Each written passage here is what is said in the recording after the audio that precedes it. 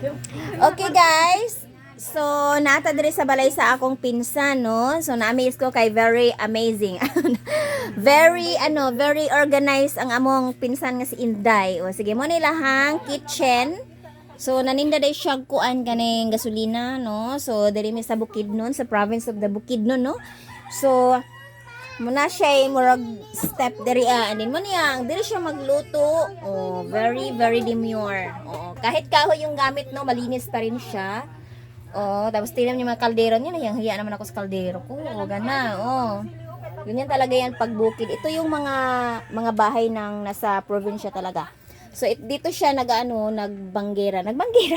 Diyan siya naghuhugas, no. So malinis. Ayan, napaka-organized. Oo. Tapos dito yung niya, mga inumin, water, rice, ganan, mga coffee, mga Tupperwares. Dito sila kumakain ng kanilang apat na anak. Ganon. Tapos, nag-house tour ba ako? Bala ka daw. Sige. So, dyan, pakita ko lang yung bahay natin. Di ba mayaman tayo? Ito yung mga bahay na mayayaman sa probinsya. Ganon. So, ito yung mga may-ari, guys. Yung pinsan ko, tsaka yung asawa niya, tsaka nilang mga anak. Oh, ganon. Mga gaganda yan. At tsaka, hindi ba basta-basta, guys. Kasi meron sa mga pa-award, oh. Mga beauty and brains ni mga anak niya. Meron mga pamiral. Ito na, oh. Ito, maraming medal at saka ribbon. Okay? So, mamaya na tayo papasok dyan. Tapos, dito yung sala nila. Sala, meron siyang kunting hagdanan dyan. And then, meron silang helicopter. Aircon. Okay, so baba tayo. Ganyan. So, meron siyang another table dito, tapos may speaker, ganyan, di mawawala yan sa bukid na may paganon, orasan, tapos ano pa ba, ito yung labas nila, yung labas. Say hi to my vlog, this is a house tour. Oo, tapos sila nag-usap-usap. So labas muna ako kasi may wala na tao sa kwarto, sulod tayo. So, muna ilahang kwarto, cute but organized and very clean. So, medyo madilim lang kasi nakasara, kasi may lakad kasi. Ay! Pero na, magic. Ayan, so, yan ang altar nila. Altar, and then, yan ang mga may-ari na yan. Ito yung pinsan ko at saka yung asawa niya, ganun. Ayan, so mga babae kasi yung mga tatlong anak nila, tapos isang lalaki. And then dito sila natutulog. Of course, meron silang pa-foam dyan. Iwan ko saan nilagay yung foam. Ay, ito, nakasabit.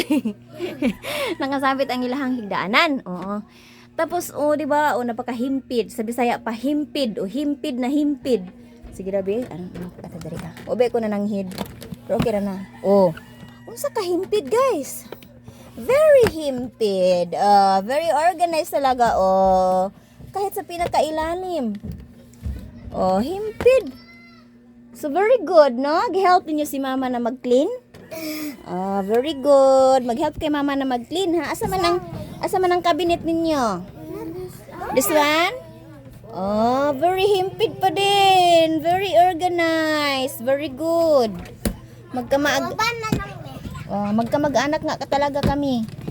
Ayan. So, yan. Magabrihan na ni mo.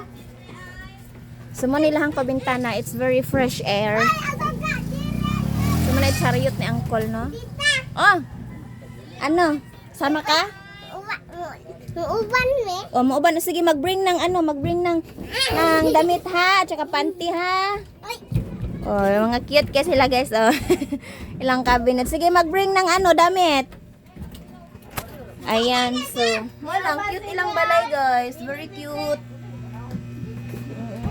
Tapos, ito yung natin, yung magandang dilag.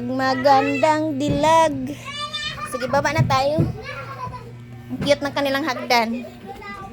Okay. So, ganun. Tapos na ako ng house tour.